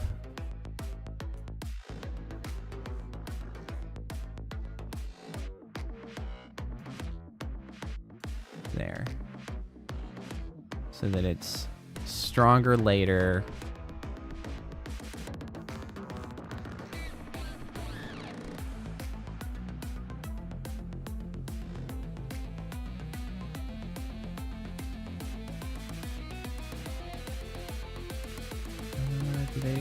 Yeah, I think that's pretty good. That's pretty good. Let's adjust their lifetime to be longer a little bit. I wanted to reduce the emission rate to 2.5. I wanted it to half what it was before. Then I need you to go back to where you belong. Go back home.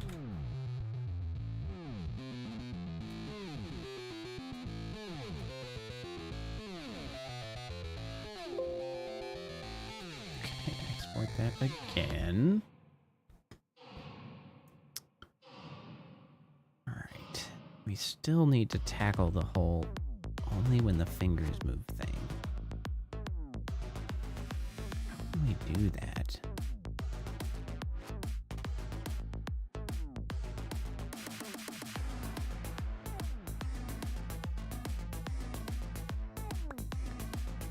I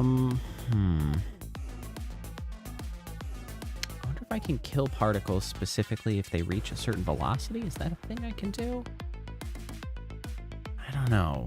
Maybe not without scripting is the problem. And we don't get to script. That's not allowed. Okay.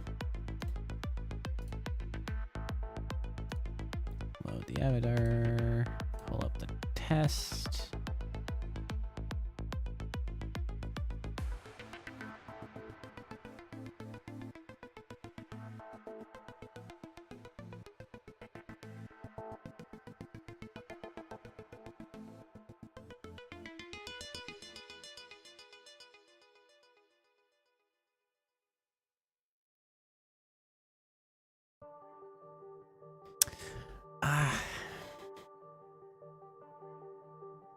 It's okay. I might have to increase the release again just because I don't want to run into the situation where like it shifts from emitting on like downbeats to upbeats because it just It's very hard to get right without some sort of control over, like, when it's allowed to release.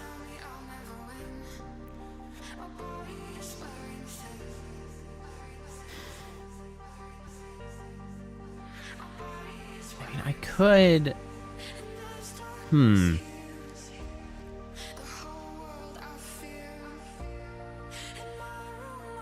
I guess I could try to complicate the control a little bit more. So I could tie activation of, like, one hand to the other hand. That's going to be a lot more complicated. So, like, with a fist, maybe I could do something.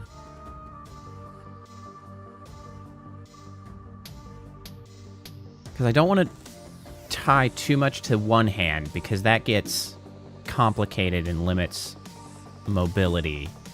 But I could use the other hand as sort of like a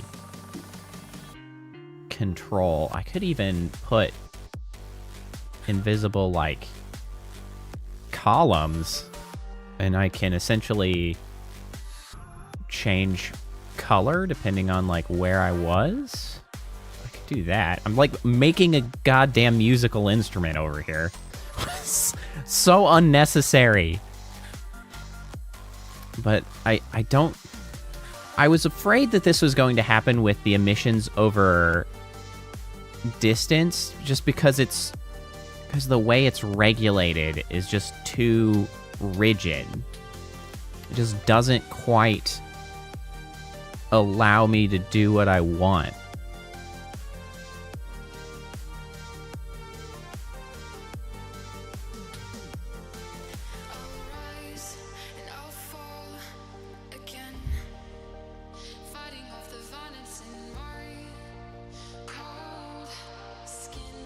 So, I mean, I could do something like that. I still need to figure out how to control specific emission. Because even if I'm, like... I guess it would be like... this could control, like, a movement... triggers?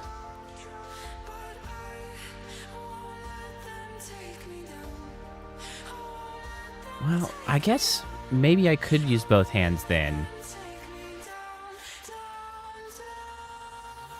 Freaking invisible harpsichord? Harp? I don't know.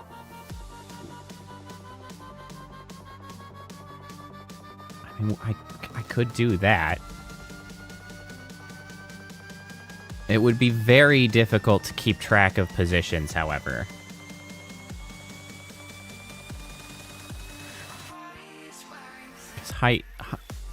Height will be difficult to manage and maintain.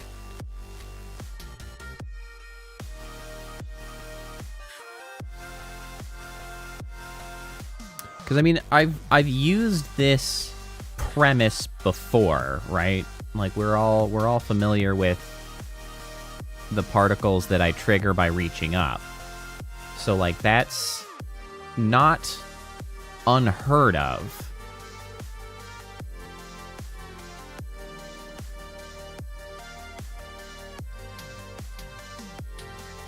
So then this would be like making a more broad use of something like that.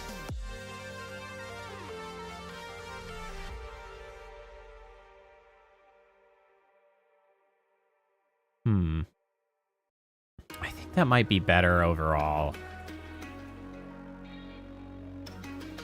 Go away.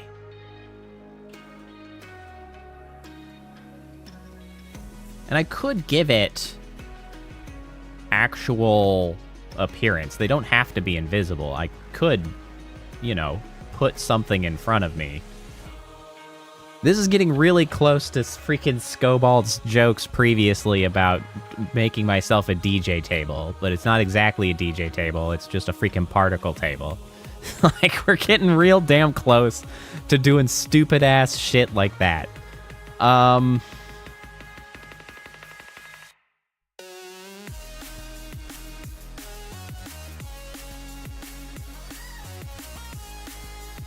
I mean, the thing is, it's not a bad idea.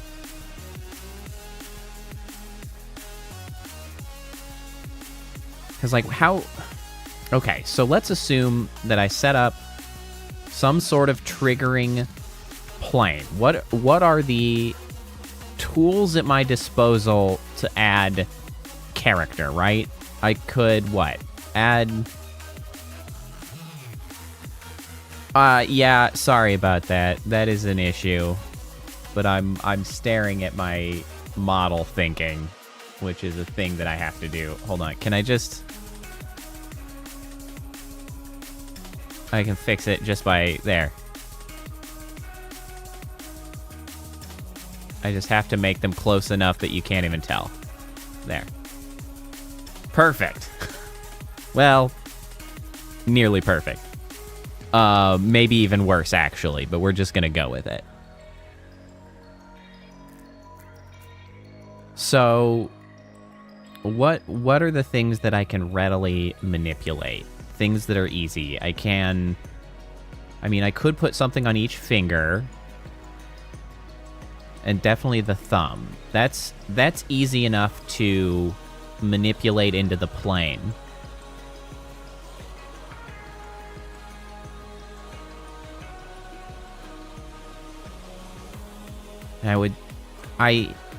Honestly, building it like a harp is actually not a bad idea. And I guess the particle systems would probably be tied to the position or the object in front. I don't need to tie them to the fingers. The fingers can just be the, you know, the triggering objects.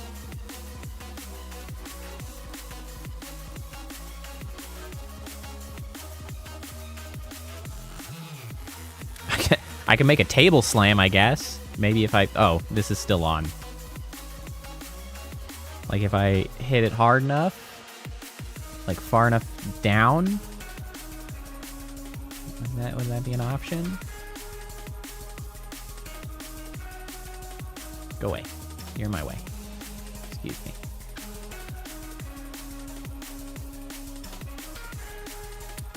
Okay, so... I do think this idea overall will get better results. The emission over distance just wasn't quite right. Because it's not going to be consistent enough to give me particles on beat, right? You can see if I'm consistently up, you know, I'm getting particles sort of at all kinds of different times throughout the arm movement. And that's not what we want. So I think we're going to have to move away from that idea. At least for this application of what I'm trying to accomplish. It's not a bad system overall. It's still sort of interesting to have something that I can, you know, move around based on my hand moving around. But for this particular application, I think we're going to need to do something a little different. And I think the idea of some sort of added object is a better idea.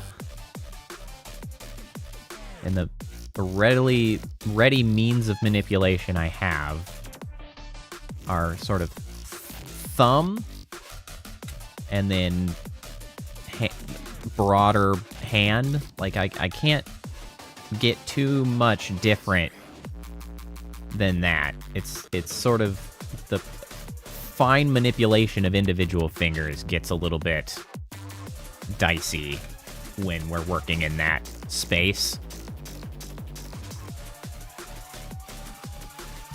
It's you know, I lose track of individual fingers. Fingies. Especially when I'm duplicated and you can see, like, too many damn fingies. But, you know, whatever.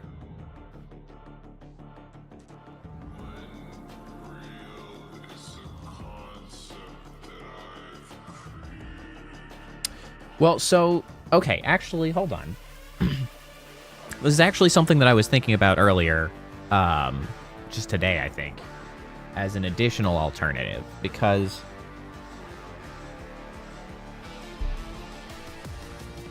of the way vNyan allows, you know, arbitrary hotkeys, and if I'm tying them to particular triggers, I could actually just set it up on the keyboard as a control mechanism. So that's also an option. I mean, I could just mash buttons. The problem is that I lose track of my hand on my keyboard. So I would rather have... Honestly, I need like a freaking presenting clicker to hold in my hand that I can have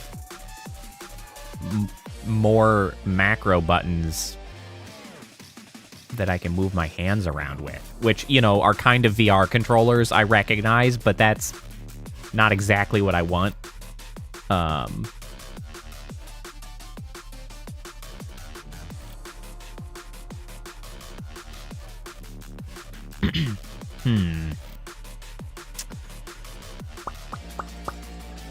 Well, we've been streaming for freaking 2 hours, and we have accomplished not a lot. So that's...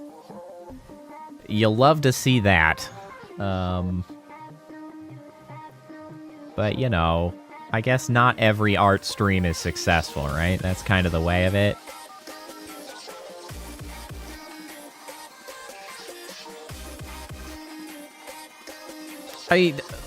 It's not totally unsuccessful. We ran some of the experiments that I'd been trying to get around to determine... Yeah, exactly. We've learned things. I was trying to get around to figuring out if those, you know, ideas would work. And for the most part, it kind of seems like in a lot of cases, no. No, they won't. Well, not... They do things. They make particles happen. And, you know, there's nothing wrong with them. They just don't quite suit my goals right now.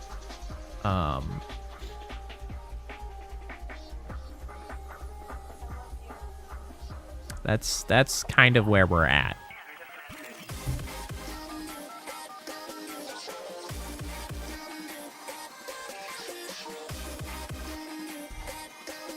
Actually, is the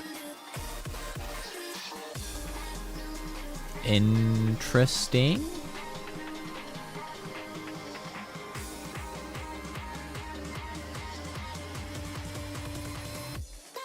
Interesting. I could potentially use this. Apparently, the old leap motion does a lot better keeping track of my hand holding the Azeron than it does holding the keyboard. Probably because my thumb is clearly visible. So, I mean, I could use that as a means of sort of maintaining hand control over things.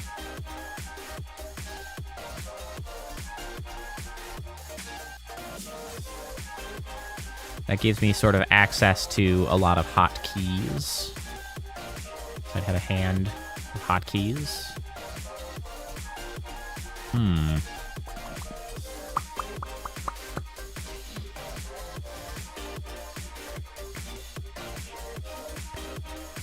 Interesting.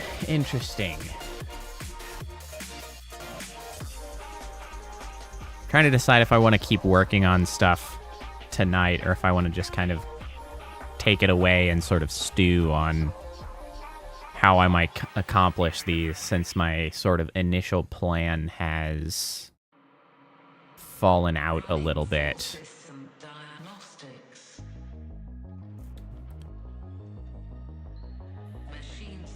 You know, and something else that I had been working on that kind of fell through. You know what? I should move. I should make another folder. Create empty. And just add like my whip particle stuff, so that I don't have to like delete this, but it's not still stored in the model. Just in case I want to come back and reference it or something. So there's another one that I had been sort of looking at. Do I still have it? I do. So I had been experimenting with another system that I kind of, I don't know, I kind of lost a little bit of interest in what I was doing, because I noticed I really liked my the stream starting, right, and the audio visualizer overall. I liked that. One thing that I did notice, however, is there was a lack of a background, right? It's just on like a black background. And I didn't want to run my normal stream backgrounds, because with the use of the constant camera motions, it would be too obvious that that was simply a flat background that wasn't actually part of the 3D space. And I didn't really want that. And so I was kind of working on essentially a background particle system to provide a little bit of interest that I could put behind to support the sort of audio visualizer dealy if I wanted to keep making other ones. And so I had been working on this, which I was trying to construct into essentially something close to a sphere, right? You can see that they kind of pan up. And I was working in sort of quarters, so like this one, and then I would duplicate it but reverse it to the other side so that they'd move together, and then there would be some that go up and some that go down.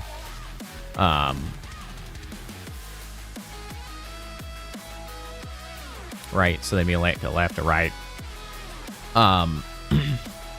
But I wanted it to be also, you know, audio controlled essentially, so that like it would activate similar to the other ones, and it would, you know. But I largely got distracted from my continued efforts on it. I didn't get all the way through it, essentially. I was working on that. That was another one that I had been experimenting on. It is also still like a work in progress. You know, it was coming along reasonably well, at least. It was. The trick is, you know, getting it to be effective enough with the audio visualizing and triggering based on audio. I'm not sure exactly how frequent. I don't know. I had set it aside a while back, essentially. I got distracted doing other things. But that's something that I had been working on.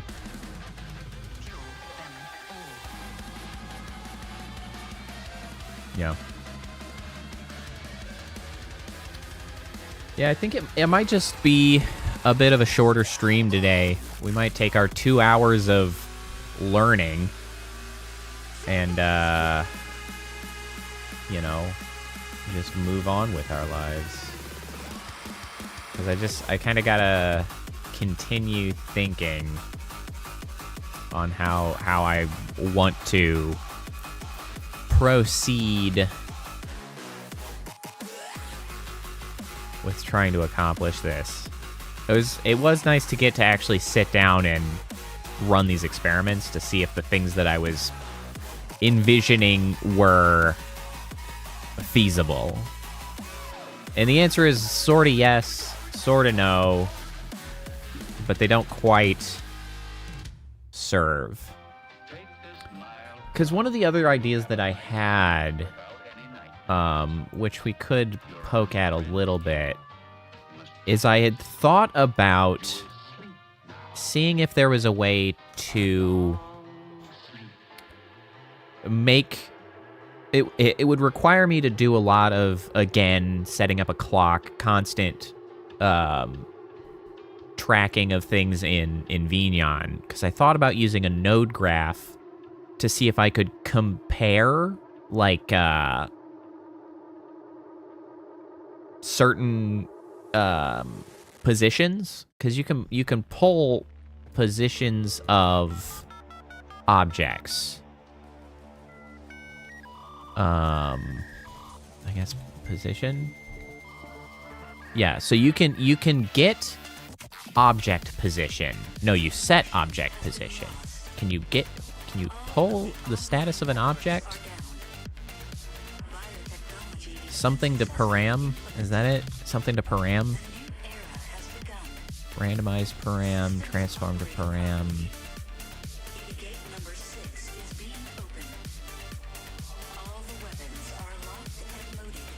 Transform, date time, set text, file to param. Transform to param? Parameter X. Value to read local position, yeah. Okay. Yeah, so that only works on bones, though. Well, fortunately, the hands have bones, actually. Yeah, so one of the other thoughts that I had that we can potentially use...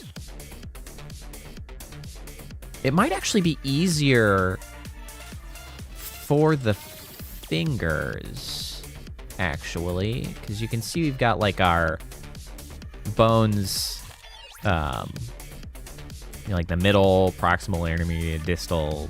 I don't know which is which. I have to look it up. But we can pull the values of those positions and apply them to a parameter. And what we could do is then have on a clock, well, probably the same clock that's doing the audio responsive, honestly. We would compare those.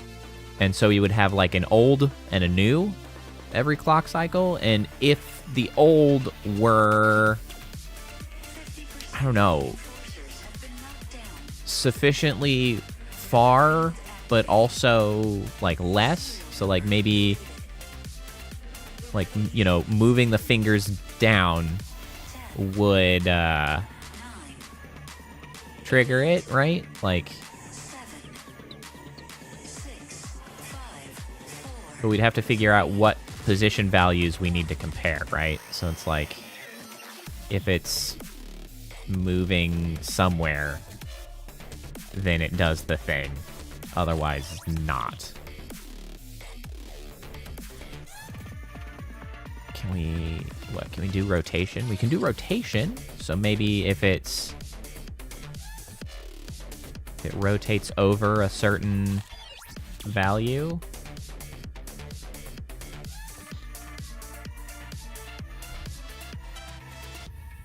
That would take more experimentation. That might be a better way to get the fingers to have effects, would be to trigger a particle system based on fingers rotating past a certain point, perhaps? Something like that. That could work. Use the transform to param. See, the thing is, I almost can't do too much of this crazy shenanigans until I get maybe a better CPU, because with the audio visualizer on, I am already asking a great deal of vneon. Like, vneon is really working hard to keep track of everything that I'm asking it to do. My audio responsive node graph is unkind to the frame rate. And if I start asking it to do too much more, we're going to find ourselves in a bit of trouble, I think. So I don't know if I want to tackle that particular challenge. I feel like asking Unity to do a little bit of tracking as far as collisions go, of trying to set up some sort of pseudo piano in front of me might be better. But anyway,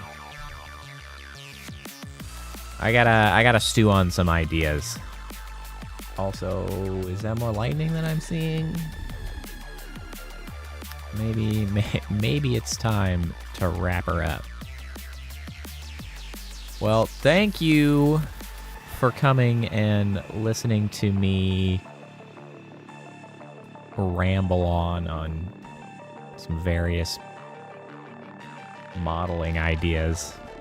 I wish I had gotten more done, but this is just the way it goes sometimes. This is one of the problems where I've plucked a lot of the low-hanging fruit, and now I'm like challenging myself to try to find a lot more complicated and noteworthy interactions with the particles, which is, you know, making things a little bit weird. And, well, more prone to failure as I try to learn how things function. But anyway, thanks for coming. Thanks for hanging out. I'm excited about tomorrow with the new game, but I hope everybody has a good weekend, and I will see you next time. All right, bye.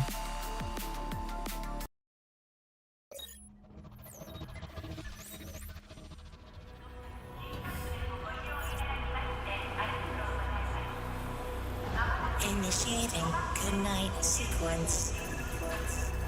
Dispersing appropriate dosage of compound 347.